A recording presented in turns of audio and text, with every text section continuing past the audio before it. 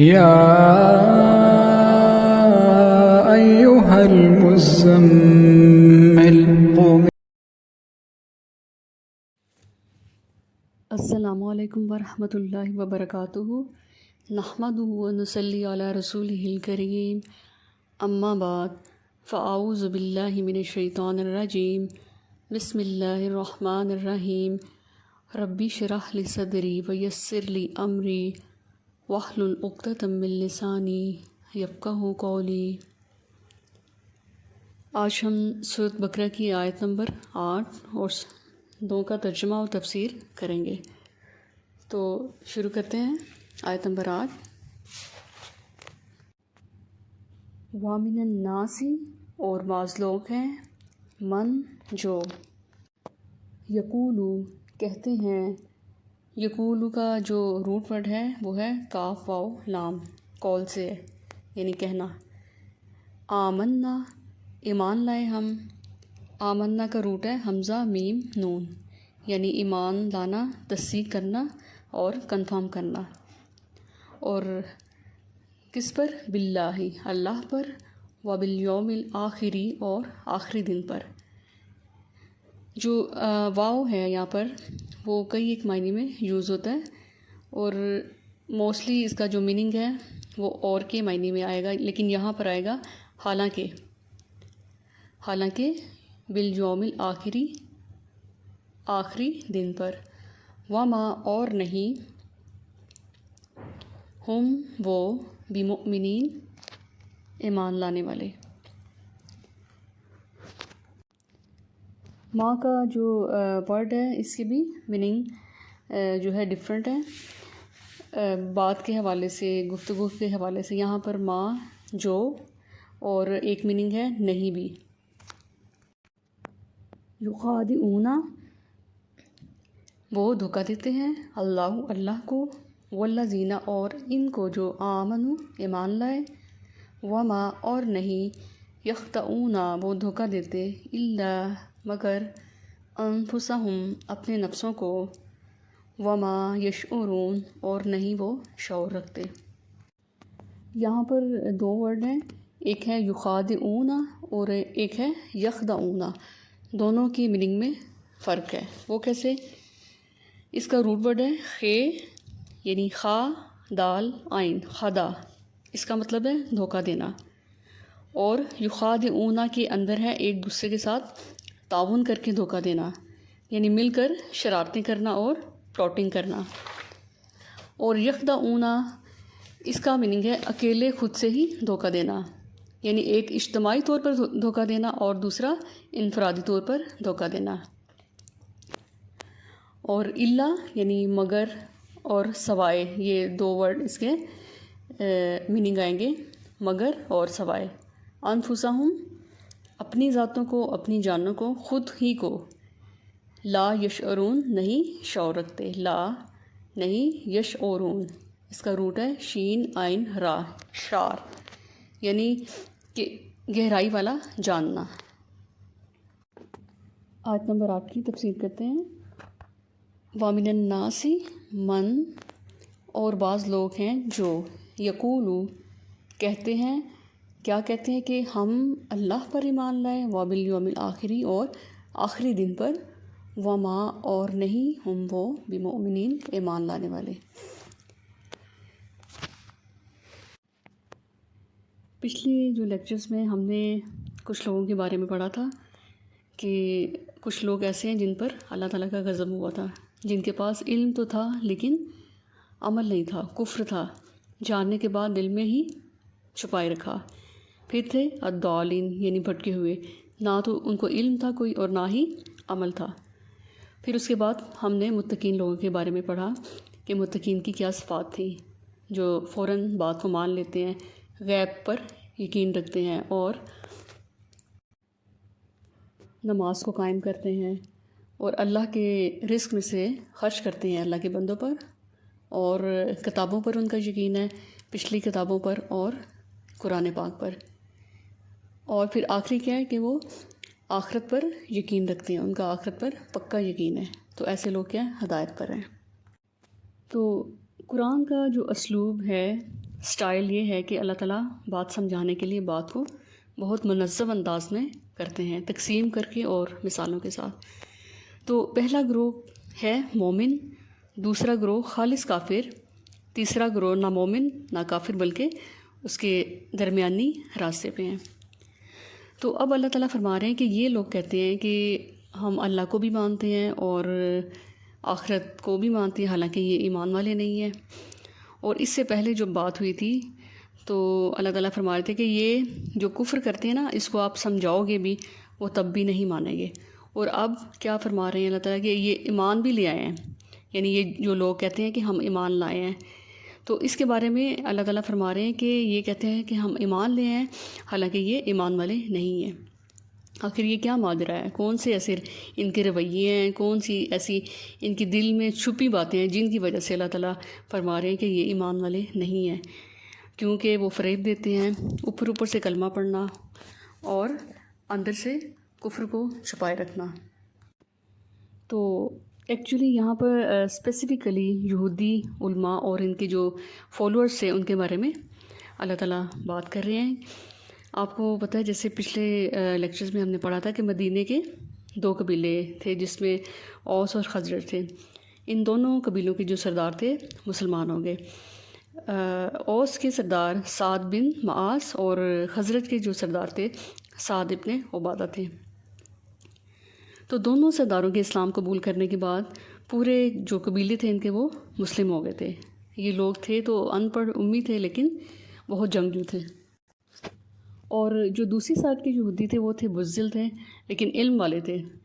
تو اسلام سے پہلے جب جنگیں ہوتی تو یہ اوس اور خزرج کے قبیلے ان کو یعنی خوب مارتے، ان کی کٹائی کرتے۔ تو دوسری جو یہودی تھے ان کو کہتے کہ اب تو تم ہمیں مارتے ہو لیکن جب آخری نبی آ جائیں گے تو ان کے ساتھ مل کر ہم جہاد کریں گے اور پوری دنیا میں اللہ کا نام روشن کریں گے۔ آج تم اور یہ جو مشرکین ہیں یہ مل کر ہمیں یعنی مارتے ہو، ہم پر غالب آ جاتے ہو، لیکن ایک دن آئے گا ہم غالب آئیں گے۔ تو یہ اصل میں ان کو دھمکی دیتے تھے۔ تو پھر جب نبی پاک تشریف لائے تو سب سے پہلے انہی یہودیوں نے نبی کی مخالفت کی۔ کیا تھی؟ ان کے اندر حسد آ گیا تھا، جیلسی فیکٹر، کہ جو نبوت ہے وہ بنی اسرائیل میں آئی ہے اور بنی اسماعیل میں جو نا اللہ تعالیٰ نے بھیجی ہے اور بنی اسرائیل میں نہیں بھیجی، کیونکہ یہ بنی اسرائیل کی اولاد میں سے تھے۔ تو ان یہودیوں کے برعکس جو تھے اوس اور خزرج، یہ دونوں سب سے پہلے اسلام قبول انہوں نے کر لیا۔ تو انہوں نے سوچا کہ اس سے پہلے کہ وہ علماء یہودی ایمان لے آئیں، ہم ہی سب سے پہلے ان پر ایمان لے آتے ہیں۔ تو پھر جب وہ ایمان لائے تو اللہ تعالیٰ نے ان کو پوری دنیا کا امام بنا دیا اور وہ وہیں کے وہیں دھرے رہ گئے۔ مطلب کہ ان کو علم بھی تھا اور وقت کا پیغمبر بھی ان میں موجود تھا، لیکن ہٹ دھرمی تھی، حسد تھا ان کے اندر بہت، تو پھر کوئی فائدہ نہ ہوا ان کو۔ تو اس سے یہ بات بھی پتہ چلتی کہ اگر انسان جو ہے ان پڑھ ہے، پڑھا لکھا نہیں ہے، جاہل ہے، لیکن اگر اس کے اندر حق بات قبول کرنے کی صلاحیت ہے، سچ بات کو وہ مانتا ہے، تو ایسے لوگوں کی قسمت میں پھر اللہ تعالیٰ ہدایت لکھ دیتے ہیں۔ جو ہٹ درم ہوتے ہیں، جن کے اندر انانیت ہوتی ہے، جن کے اندر تعصب، غصہ، حسد، وہ ان کو ہدایت کو یسر نہیں کرتی۔ تو نبی پاک کی ہجرت مدینہ سے پہلے اوس اور خزرج جو تھے، دونوں قبیلے جو تھے، انہوں نے ڈیسائیڈ کیا کہ ایک یہودی ہیں عبداللہ بن ابی، ان کو جو ہے مدینے کا ہم سردار بنا لیتے ہیں۔ لیکن محمد صلی اللہ علیہ وسلم جو وقت کے پیغمبر بھی تھے، پولیٹیکل لیڈر بھی تھے اور اسلامک لیڈر بھی تھے، تو ان کی موجودگی میں عبداللہ بن ابی کو کون پوچھے؟ پھر ایسا ہوا کہ جب نبی پاک تشریف لائے مدینہ میں اور کتنے صحابہ کرام جو ان پر فدا تھے، جانیں قربان کر دیتے تھے، تو پھر اس کے دل میں کیا حسد آیا۔ تو اصل میں ایسا ہے کہ منافق جو ہے وہ اندرونی طور پر بزدل ہوتا ہے، وہ اپنا آپ چھپا کے رکھتا ہے، اس لیے حق بات، صحیح بات جو قبول نہیں کرتا، اس کے اندر تعصب، انانیت بہت زیادہ ہوتی ہے۔ اور پھر ان کا یہ رویہ ہوتا ہے کہ یہ جو ہے نا دونوں پارٹیز کو خوش رکھتے ہیں۔ منافق ہوتے ہیں نا، منافق کا جو روٹ ہے وہ ہے نون پہ کاف۔ عربی میں یہ سرنگ کو کہتے ہیں، اور آپ نے دیکھا ہوگا کہ سرنگ کے 2 حصے ہوتے ہیں اور وہ دونوں طرف نکلتے ہیں، مطلب کہ وہ ایک پارٹی کی طرف جائے گا انہیں خوش کرے گا، اور دوسری پارٹی کی طرف جائے گا تو انہیں خوش کرے گا، اور ان کو یقین دلائے گا کہ ہم تمہاری سائڈ پر ہیں، کیونکہ اس کے دل میں ہوتا ہے کہ اگر ہم ایک سائڈ پر ہوئے تو دوسری پارٹی سے ہمیں نقصان پہنچ سکتا ہے، کہ یعنی جب جنگ ہوگی تو ان کی زندگی کیا داؤ پر لگ سکے گی، تو پھر وہ منافق ہوتا ہے اور خود کو بچانے کے لیے، تو جس پارٹی کا پلڑا جو ہے بھاری ہوگا اس کے ساتھ اس کی اٹیچمنٹ ہو جائے گی، تو اندر سے وہ کیا دونوں کے ساتھ جو ہے نا تعلقات کو بحال رکھتا ہے۔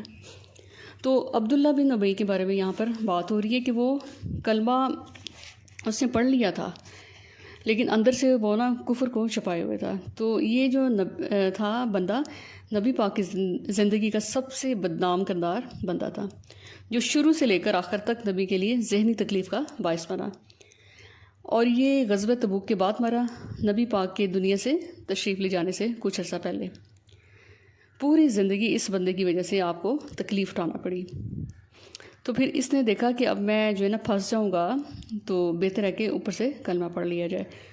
بظاہر اس سے کلمہ پڑھ لیا، تو کلمہ پڑھنے کے بعد یہ آتا جمعے والے دن مسجد میں آ جاتا اور صفیں وغیرہ نا سیدھی کروانی شروع کر دینی اس نے، لیکن اندر سے یہ کیا اسلام کی جڑیں کاٹتا تھا۔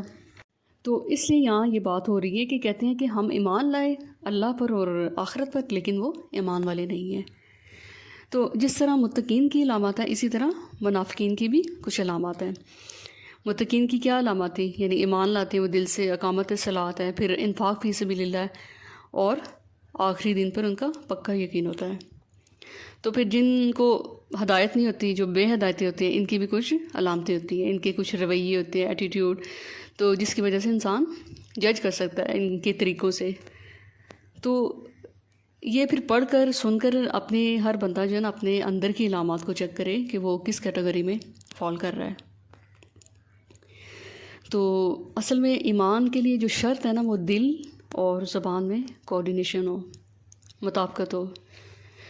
دونوں کی فرق کا نام کیا ہے؟ منافقت، خواہ وہ دین کے معاملے میں ہو یا دنیا کے معاملے میں ہو۔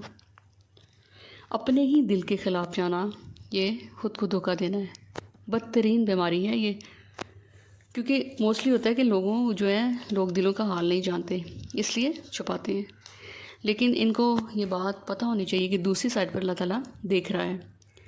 تو ہدایت کے لیے ہمیں کیا دل اور زبان میں کوآرڈینیشن کرنی ہوگی۔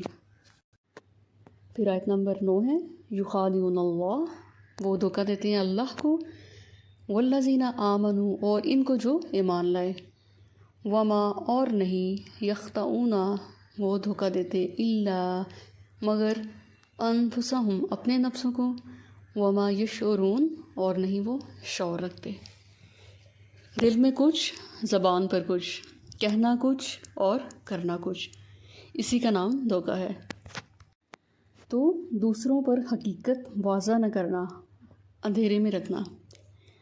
تو دوسرا وہ گروہ جو ایک دوسرے کو غلط کاموں پر سپورٹ کرتے ہیں، غلط بات پر، ناحق بات پر ان کا ساتھ دیتے ہیں۔ انسان کو پتہ ہوتا ہے کہ یہ بندہ جو ہے وہ غلط کام کر رہا ہے، ناحق کا ساتھ دے رہا ہے، تو اس سب جاننے کے باوجود ان کا ساتھ دے رہے ہوتے ہیں۔ تو انسان جو ہے نا اصل میں اپنے ماحول سے بہت اثر لیتا ہے، وہی بننے لگتا ہے جیسے کہ اس کے ارد گرد کے لوگ ہوتے ہیں، وہی کچھ کرتا ہے۔ تو یہ اجتماعی طور پر دوسروں کو دھوکہ دیتے ہیں، دوسروں کو پاگل بناتے ہیں، اور خود کو بہت انٹیلیجنٹ اور بریلینٹ سمجھنا۔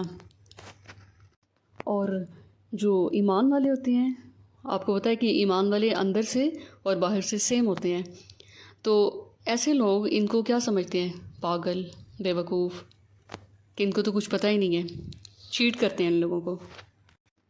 تو پھر یہ اسلام کا جو اظہار کر کے نا کفر کو چھپا کر دھوکہ دیتے ہیں۔ نبی صلی اللہ علیہ وسلم اسلام سے لے کر 13 سال تک مکہ میں رہے، اور مکہ میں آپ نے اگر سنا ہو تو خالص کیا تھا؟ کفر تھا۔ اس کی مثال میں کون ہے؟ ابو لہب ہے، ابو جہل ہے، ان جیسے لوگ تھے۔ دوسرا گروہ وہاں تھا متقین کا، خالص مومن لوگ، لیکن تیسرا گروہ آنا تھا۔ تو جب آپ صلی اللہ علیہ وسلم مدینہ میں تشریف لائے، ہجرت کی، تو وہاں پر پھر تیسرے گروہ نے جنم لیا، اور اس کا سب سے بڑا جو کردار تھا عبداللہ بن ابی تھا۔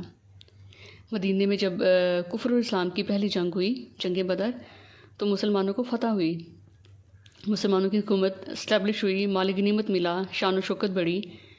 تو پھر ایسے لوگ جن کے دل میں دنیا کی محبت بھری ہوئی تھی اور جن کے دل میں اور زندگی میں مال اور دولت کی اہمیت بہت زیادہ تھی، اپنے فائدے کے لیے، اپنے خاندان کو بچانے کے لیے ہی گھومتی تھی۔ تو پھر ایسے لوگ جو ہے نا سوچنے لگے کہ اگر مسلمان طاقت پکڑ گئے تو ہم تو مارے جائیں گے، اس سے پہلے کہ وہ کوئی ایکشن لیں ہمارے خلاف تو ہم کیا اسلام کا اظہار کر لیتے ہیں، کلمہ پڑھ لیتے ہیں۔ لیکن جب کہ ان کے دل میں کیا تھا؟ کفر تھا، اسلام سے ان کا کوئی لگاؤ نہیں تھا، کوئی انٹرسٹ نہیں تھا، نبی پاک کی جو پرسنالٹی ہیں کوئی دلچسپی نہیں تھی ان لوگوں کی، صرف اور صرف مفاد پرست لوگ تھے یہ، جنہیں صرف دنیا کے ہی فائدوں سے غرض تھی۔ تو پھر انہوں نے سوچا کہ ہم یہ کہ ایمان لے آتے ہیں، اسی میں ہمارا بظاہر فائدہ ہے۔ تو پھر یہاں سے جو تیسرے گروہ نے جنم لیا، جو کہ منافق کہلائے۔ دھوکہ کیا کرتے ہیں کہ اسلام کا اقرار کر کے فائدہ اٹھانا چاہ رہے تھے کہ جو مسلمانوں کو ملنے والے تھے، قربانی کی نہیں کوئی، ٹھیک ہے، اور فائدے اور مفت کی عزت وہ لینا چاہ رہے ہیں۔ تو اس کیٹیگری کے لوگ ہر دور میں آپ کو دیکھنے کو ملیں گے، جن کا دین سے، جن کا اسلام سے کوئی انٹرسٹ نہیں ہوتا، بے شک وہ مسلم ہو، ٹھیک ہے، تو کوئی لگاؤ نہیں ہے، کوئی دین کی جو حکموں پر عمل نہیں ہے، لیکن ان کو فائدے پورے کے پورے چاہیے دوسروں سے، جہاں فائدہ اسی کی طرف چل پڑے۔ مطلب پرست لوگ، خوشامد کرنا دوسروں کی، جہاں سے ان کو لگے گا کہ یہاں فائدہ ہے وہاں اٹیچمنٹ کر لیں گے، اور جہاں پر ان کو پتہ چلے گا یہاں کوئی قربانی کرنی پڑنی ہے یا خرچ کرنا پڑے گا تو وہاں پر پھر ان کی آنکھیں بند ہو جاتی ہیں۔ تو پھر اللہ تعالیٰ نے نبی پاک کو خبردار کر دیا کہ یہ چھپے دشمن ہیں دین اسلام کے۔ تو یہاں سے یہ بھی پتہ چلتا ہے کہ جو شخص جو ہے دوسروں کے لیے کھڑا ہوتا ہے وہ خود ہی اس میں گرتا ہے، جیسے کوئی قرآن پاک کی ایک آیت ہے جس کا ترجمہ ہے کہ بری چال اپنے چلنے والے کو ہی گھیرے میں لے لیتی ہے۔ اسی لیے فرمایا کہ یہ خود کو ہی نقصان دے رہے ہیں۔ دھوکہ کرنے والا خود کے ساتھ ہی دھوکہ کرتا ہے۔ تو پھر منافق کے ساتھ ڈیل کرنے کے لیے انسان کو بہت محتاط ہونا چاہیے، کیونکہ بعض دفعہ انسان جب آپ کے سامنے ہو تو بہت خوش آمد، اچھے اخلاق سے، اچھی باتیں، خوش اخلاقی سے پیش آتے ہیں، لیکن جیسے ہی آپ وہاں سے اٹھتے ہیں تو برائیاں شروع، پروپیگنڈے شروع۔ تو منافق جو ہے وہ چھپی نہیں رہتی، بہت جلد سامنے آ جاتی ہے۔ تو یہی اللہ تعالیٰ فرما رہے ہیں کہ یہ نہ اللہ کو دھوکہ دیتے ہیں اور نہ دوسروں کو، بلکہ اپنی ہی جانوں کو، اپنے نفسوں کو یہ دھوکہ دے رہے ہیں۔ اور سب سے بڑی بات یہ ہے کہ ان کو سمجھ بھی نہیں ہے، لیکن خود کو کہ یہ خود کو دھوکہ دے رہے ہیں، لیکن وہ سمجھ خود کو کیا رہے ہیں؟ بہت بریلینٹ، بہت اسمارٹ، لیکن ایسا کچھ نہیں ہے، یہ دھوکے میں ہے۔ تو ہمارے معاشرے میں موسٹلی آپ نے دیکھا ہوگا کہ جب بھی کسی غیر قوم نے نبی کی شان میں بدتمیزی کی، گستاخی کی، تو اس صورت میں لوگ کیا کرتے ہیں؟ باہر نکلتے ہیں، سڑکوں کی توڑ پھوڑ، دکانوں کو جلا دیتے ہیں، گاڑیوں کو جلاتے ہیں، اس کے ٹائروں کو۔ تو آپ اگر نوٹ کریں کہ ان میں سے جو میجورٹی ہے لوگ، وہ بے نمازی ہوتی ہے، نہ ان میں کوئی جمعہ پڑھنے والا ہوتا ہے۔ لیکن اس دور کے منافق اور آج کا جو عملی منافق ہے ان میں بہت فرق ہے۔ اصل میں وہ جو پہلے منافق تھے اعتقادی، وہ رکھ رکھاؤ کے لیے بھی نمازیں پڑھتے تھے۔ مسلم کی حدیث ہے کہ عبداللہ بن مسعود کہتے ہیں نبی صلی اللہ علیہ وسلم کے مبارک زمانے میں اگر کوئی بیمار شخص بھی ہوتا تو وہ 2 بندوں کے سہارے مسجد میں آ کر جماعت سے نماز ادا کر سکتا ہوتا، تو وہ 2 بندوں سے گھسیٹتا ہوا مسجد میں آتا کہ کہیں اسے منافق نہ شمار کر لیا جائے کہ یہ گھر نماز پڑھتا ہے۔ تو پھر اس دور کے منافق بھی تکبیر اولیٰ کے ساتھ نماز پڑھتے تھے۔ تو پھر آپ اندازہ لگا سکتے ہیں کہ اس دور کا جو منافق ہے اور آج کا جو عملی منافق ہے، ان دونوں میں سے کون بہتر ہے؟ تو پھر یہ لمحہ فکریہ ہے کہ ہر بندے کو، ہر انسان کو اپنا محاسبہ کرنا چاہیے کہ وہ کس کیٹیگری میں فال کر رہا ہے، کیا آیا وہ منافق تو نہیں ہے۔ تو اس طرح انسان کو چاہیے کہ وہ اپنی ذات پر غور و فکر کرے اور ایسے رویوں کو درست کرے۔ سبحانک اللہم و بحمدک نشہد ان لا الہ الا انت نستغفرک و نتوب الیک۔ السلام علیکم ورحمۃ اللہ۔